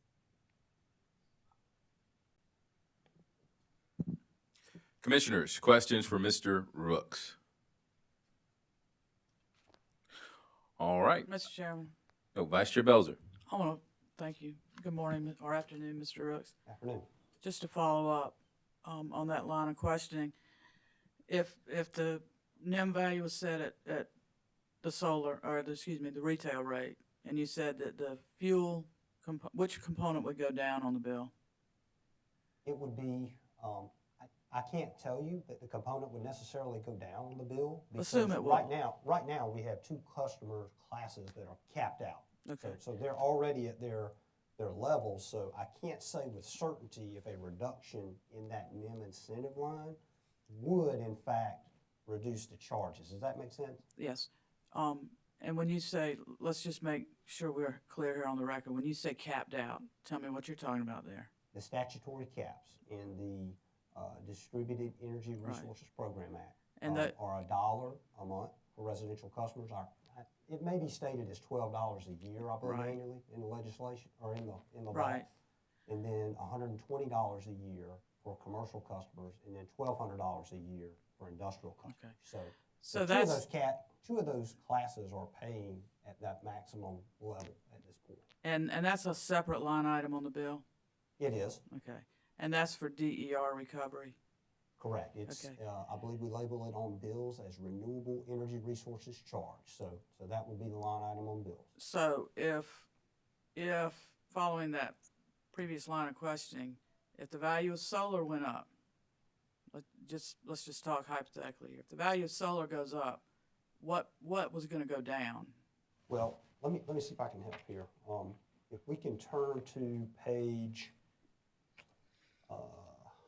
my exhibit number 8. You all have exhibit That's number 8? That's a corrected one, right? Corrected one, sure. Okay. All right. Okay. So the impact would be, if that value were to go up, the impact would be shown or reflected in lines 1 and 2, where you see NIM incentive and NIM future benefits, and then lines 16 and 17. Those line items for DER incremental programs would be the lines that would be impacted. Is that okay? And so if the value of solar goes up, what's going to happen to the NEM incentive and the NEM future benefits? Those numbers would go down. They would be lower. Okay. And how would that impact recovery? Because those amounts are just going to continue until they're recovered, are they not? There's a statutory endpoint, but until the company fully recovers those amounts, they get to put that line item on the bill to recover. Yeah, renewable energy resources will stay on the bill until the programs have all been completed, and then costs have been recovered. So that's my understanding. Based on estimates of, or what the amounts are today, any estimates on when that's going to be? Well, I think some of those community solar programs, I think, have the longest lives on those systems that were built, those utility scale farms. And I want to say that I can't give you an exact number, but it's at least out through past 2040. Okay, that's what I'm getting to. Thank you very much. You're welcome. Nothing further, Mr. Chairman. Thank you, ma'am.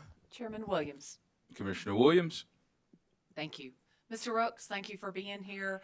I've got some questions related to the overall cost for the average customer. What I heard you saying earlier today is that, and you may not have stated that the current amount is for 1,000 kilowatt home is $125.92 a month. That's correct. And that would go to $133.32. And that was for with the DSM only, and, right, and fuel only. So that doesn't it doesn't include pension. And therefore the increase is about $7.40 a month. Yes, for fuel and for DSM, that's correct.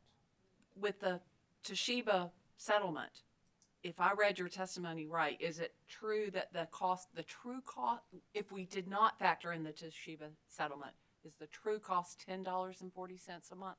That's correct. Those two items, and then if you add the VIC as well, the grand total is about $3.08 impact. So certainly that's meaningful for our customers. Were there other ways that the company considered using the Toshiba settlement to mitigate bills? Well, those amounts were included or set aside in regulatory liabilities, so they would return to the customer, perhaps absent this fuel proceeding, maybe in a future rate case. But the company saw the impact here, realized that obviously we had a substantial increase that was going to come before the commission here, and deploying those monies right now for the benefit of our customers, we just felt like that was the thing to do. And that's the proposal we're bringing to the commission here today. And have you ever seen an increase? Have you ever requested an increase like this in the past? So we have actually. I had a colleague who used to say, if you hang around long enough, things will go around and they'll come around, and you'll see it again. And unfortunately, in this case, we're seeing a commodity price spike again. We saw something very similar in 2008, and at that time, the company actually had to come in between fuel proceedings and seek mid-period relief. And I believe, if my notes were correct, that we sought about a 6.1% increase in the residential bill at that time for that particular mid-period adjustment that the company sought. So that was the highest that I personally have seen. And the overall fuel factor at that point in time was set to around 3.617 cents. So just to give you a feel, right now the residential factor in front of the commission today is 3.173 cents. So also, Mr. Elliott spoke about the February fuel report that we just filed. That balance of $166 million that we were talking about is the highest that I have ever seen it in my career and in my responsibilities for the fuel clause for SC, E&G, and now DESC. Previously, January 2009, it was around $158 million, so we have surpassed that. Okay. Statutorily, could Dominion adjust the fuel factor periodically throughout the year to account for swings? I think that's probably getting into legal interpretations of the law. I think the law speaks to the company could, or ORS could, request a mid-period review of the fuel factor. When we say periodically, I don't know, if we're talking more frequency, but the flip side of that is while it tends to help with with positions where we're having a lot more fuel expense than amounts that we're receiving from customers. While it would help to get those situations under control, it obviously, the flip side is it causes more impacts to customer rates and more frequently. So, you know, the closing language, I think, in the fuel statute talks about minimizing abrupt changes in charges to customers and changing the rates in such a way as to, you know, try to ensure public confidence. So, you know, any type of, I guess, you know, strategy to maybe seek more frequent changes to fuel, you know, to maybe mitigate volatility would be, you know, they would have impacts to rates that would be more frequent as well. So there's a balance, right? It has to be struck here. And I think probably back in time, we used to have fuel reviews twice a year. And then we went through a period of relative fuel stability, and the decision was made that we can do this once a year. And so that's kind of where we are now with these annual reviews of fuel costs. And but certainly the company's going to monitor this closely and you know, be back in, you know, we'll be back to the commission, you know, to address that if it gets very severe. Okay. Was there a reason this past year to consider coming in and requesting a change mid-year? Well, later half of last year, we certainly saw these impacts going up in our fuel cost recoveries, but you know, at that particular point in time, the balance was not that bad. It was, we were still at an over-collected position or a reasonably under-collected position, such that, you know, relief at that point in time just, you know, it wasn't needed or wouldn't have made sense, because if you apply for such relief, then the regulatory process has to work. We have to, you know, notice customers. We have to have discovery. We have to have a hearing on those matters. And then it takes time, obviously, for that to happen and to change the rates. And so by the time that we had gotten to such a point where we realized that boy, these balances are really climbing here, you know, if the company were to take action, we would have almost been right into this year's fuel proceedings. So the timing, it just didn't make sense. And that makes sense to me. Thank you very much. No further questions. All right. Thank you, Commissioner Williams. Mr. Rooks, I have a very basic question. And I would ask that you answer it in a manner as if you were talking to a layperson. And I appreciate all the discussion and all the background given for why the company is making the request. I understand it, and it's pretty crystal clear to me. But I'm curious to know what your perspective on,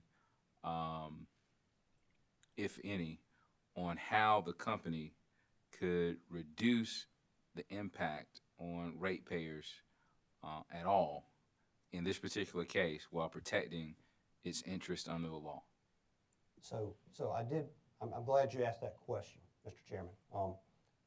The company has, or I shouldn't say the company, there are several customer assistance programs available to our customers. LIHEAP, or the Low Income Home Energy Assistance Program, which is administered by the South Carolina Office of Economic Opportunity.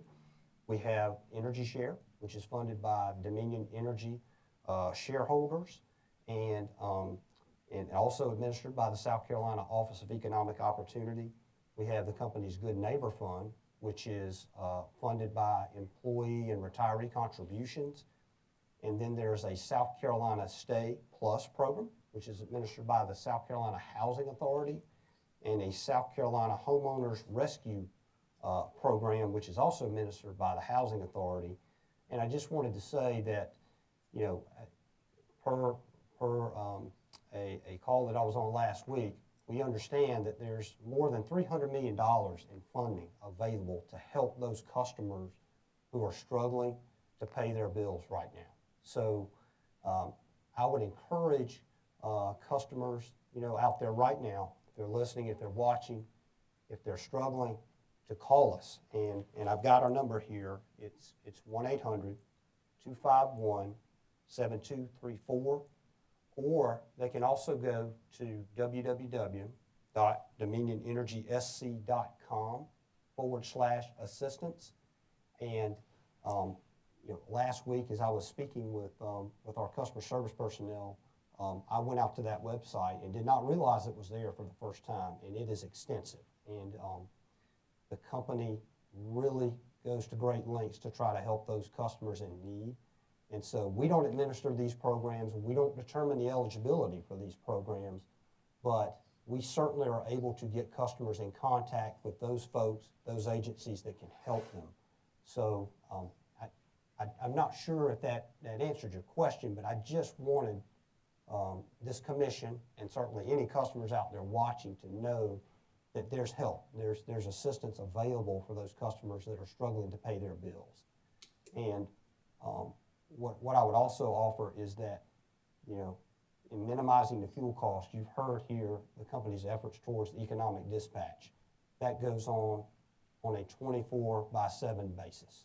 We are constantly evaluating fuel markets, evaluating purchase power markets, and we are trying to use each day, each hour, every minute of each day of each hour, that we're trying to use the most economical mix of resources available to us, given all the things that are going on for each given day. So I would think the company is continually making efforts to try and dispatch its system in the most economically efficient manner that it can.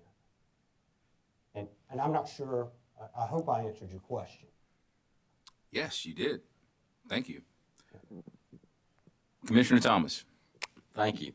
So the information that you just provided about all of the different assistance programs, that's really good information. And I guess I'm just wondering, are there other ways or other things that the company can do to try to help get that in front of customers? I don't know if a bill insert is effective, or I just don't know. I'm just creatively, have you all thought about other ways to get that information out? Excuse me, Commissioner, I didn't mean to interrupt. But no, that's good. Certainly just hearing that and having this conversation helps us. So I'll take that back, and we'll see what we can do there. But certainly to whatever degree, even the commission could help with posting that information for our customers who need it. That's most appreciated, and the company will evaluate that. And I believe that we do send out bill inserts on that. I just can't say that with certainty because I just don't know for sure, but we hear you. Okay. And let me ask one other question. So the use of those settlement funds is creative, and just wondering if the company thought of other potential opportunities along those lines, but ended up deciding not to go in some particular direction. I'm not aware of any other dollars or funding that would be available to mitigate these fuel costs at this time. If what you see in front of you is what we know about and what we have available. Okay, thank you. I appreciate that. Commissioner Powers. Thank you, Mr. Brooks. You apparently have you've gone back as far as 2008 talking about increases with the fluctuation in fuel costs and everything in the period in between there. Has the company ever come in and asked for a decrease? Yes. Yes, we have. Absolutely. When would? So when we talked about earlier, that 3.6 cent number that we had was about as high as I've ever seen it. It is the highest I've ever seen. Right now our base fuel factor and our all-in fuel factors are around 2.5 cents that customers are paying today. So yes, we have had fuel increases throughout time. There's been an ebb and flow for sure. And there was a long period where it was kind of steady or dropping, and that's when you're talking about? Yeah, in the interim, yes. After that spike passed in the 2008, 2009 time period, there was there was a moderation in commodity costs, which led to the same type effect in the company's fuel costs and the fuel cost factors. Okay, thank you.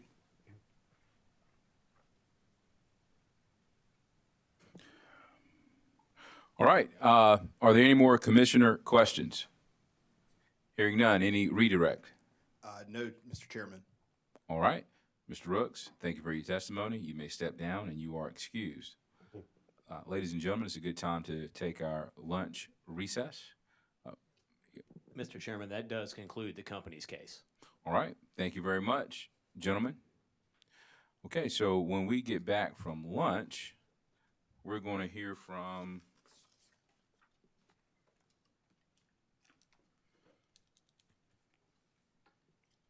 Mr. Beach. Attorney Mixon, will Mr. Beach be available for testimony at about 2:15? Yes, Mr. Chairman. We're All right. ready to go. Thank you so much, ma'am. All right, ladies and gentlemen, we're in recess until 2:15. Once we reconvene, our first witness will be Mr. Beach. We're in recess. Thank you.